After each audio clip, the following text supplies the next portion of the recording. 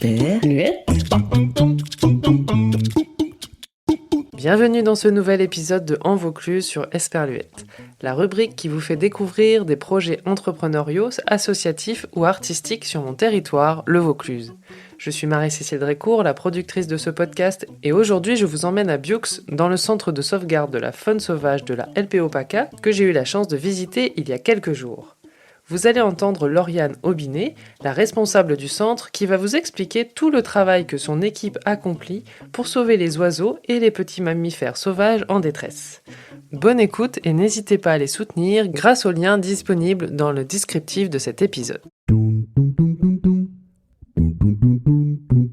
Je m'appelle Lauriane Aubinet, je suis la chargée du centre de sauvegarde de la LPO PACA. Le centre de sauvegarde, c'est une structure qui va recueillir les animaux qui ont été trouvés en détresse par des particuliers, donc les animaux sauvages uniquement, qui va les soigner et ensuite les remettre dans leur milieu naturel.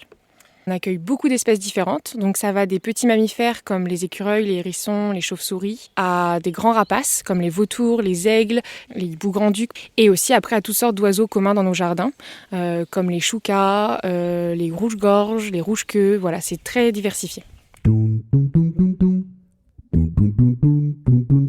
Les animaux qu'on accueille viennent de toute la région Provence-Alpes-Côte d'Azur. Ils sont transportés principalement par nos bénévoles. On en a à peu près 150 répartis dans toute la région qui vont nous aider à les acheminer jusqu'à nous pour qu'on puisse les soigner ensuite. Ils arrivent pour des raisons très variées, majoritairement à cause de l'homme. 90% des causes d'accueil sont dues à la cause anthropique.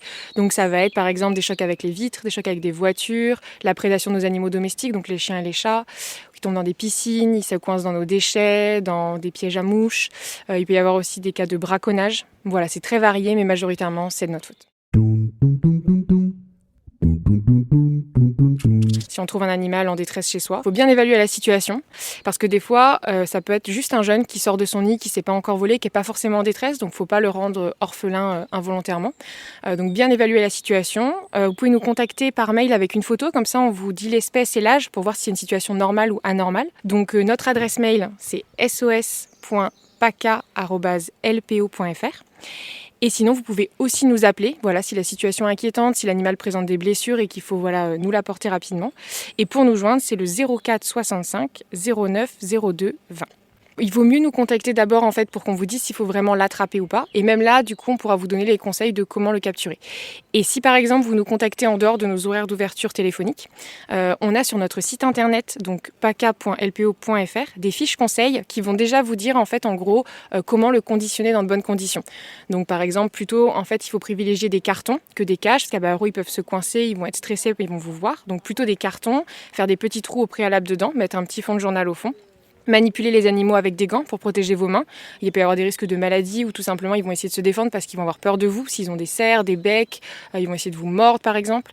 Donc plutôt se protéger avec des gants. Vous pouvez aussi vous aider d'une serviette ou d'un tissu que vous pouvez leur lancer dessus. Souvent les animaux vont s'immobiliser dans le noir et ce sera plus facile de les attraper. Et ensuite, garder l'animal dans le carton, dans une pièce au calme chez vous. Surtout, il ne faut pas l'exhiber, c'est des animaux sauvages, donc ils sont très stressés à la vue de l'homme. Donc dans une pièce au calme, le carton fermé. Et si l'animal est affaibli ou que c'est un jeune, on conseille de rajouter une petite bouillotte ou juste une bouteille remplie d'eau chaude. Mais plutôt, on vous conseille de la mettre à l'extérieur du carton contre une des parois pour pas le brûler à l'intérieur ou qu'il se fasse écraser. Voilà. Et surtout, ce qui est très important, n'essayez pas de le forcer à boire ou à manger.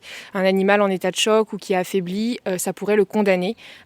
Surtout que tous les oiseaux ne mangent pas des graines par exemple, donc il faut vraiment faire attention. Une mauvaise nourriture pourrait faire plus de mal que de bien. Donc attendez d'avoir les conseils d'un spécialiste. Un animal peut très bien passer la nuit sans manger, sans problème, voire une journée, le temps que vous ayez notre réponse. L'odeur de l'humain n'est pas forcément gênante, ça dépend de l'animal Les oiseaux, pas du tout. Il faut savoir qu'on a beaucoup une idée reçue comme quoi les parents risquent d'abandonner, mais en vrai les parents ont un désir très fort de s'occuper de leur progéniture et on replace même des jeunes dans les 48 heures après leur découverte, les parents les retrouvent, ils cherchent, ils ne veulent pas les abandonner.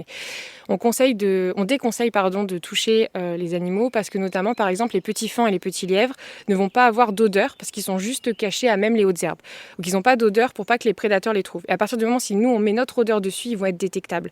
Donc ça va être préjudiciable. Et puis aussi parce que du coup des fois ça nous engage à faire des choses qui sont pas forcément nécessaires comme les faons et les lièvres qui n'ont pas besoin d'aide, les parents partent manger mais reviennent après. Vaut mieux pas les toucher. Donc c'est pour ça qu'on déconseille plutôt. Si on l'a touché, on conseille de frotter un peu avec des hautes herbes, par exemple le pelage du petit faon ou du chevreuil s'il a malencontreusement été touché et après comme ça il le laisser à ses parents. S'il n'est pas blessé bien sûr. Alors les petits conseils en ce moment pour aider les animaux sauvages, notamment avec les fortes chaleurs, c'est de leur mettre une petite bassine d'eau.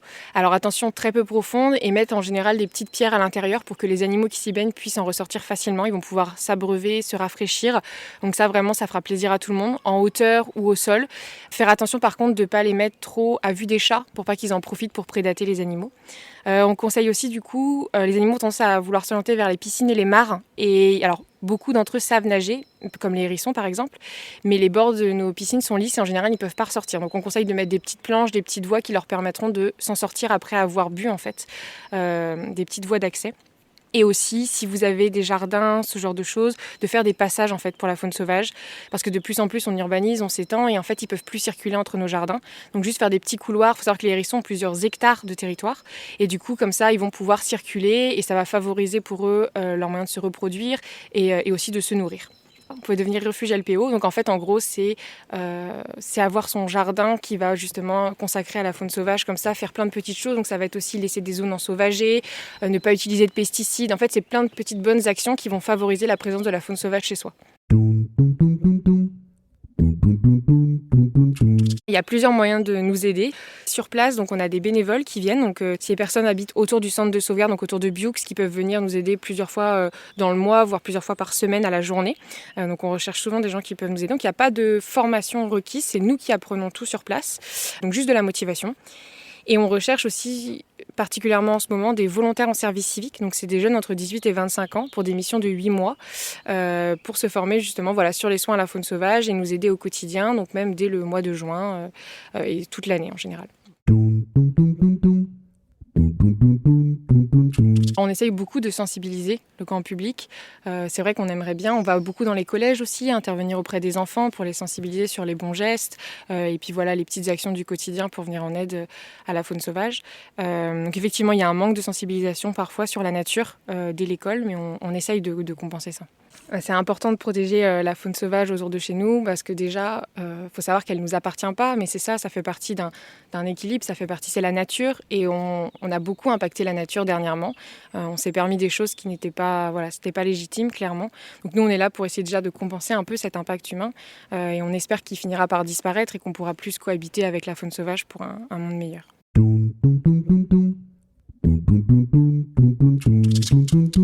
Esperluette. Esperluette. Esperluette.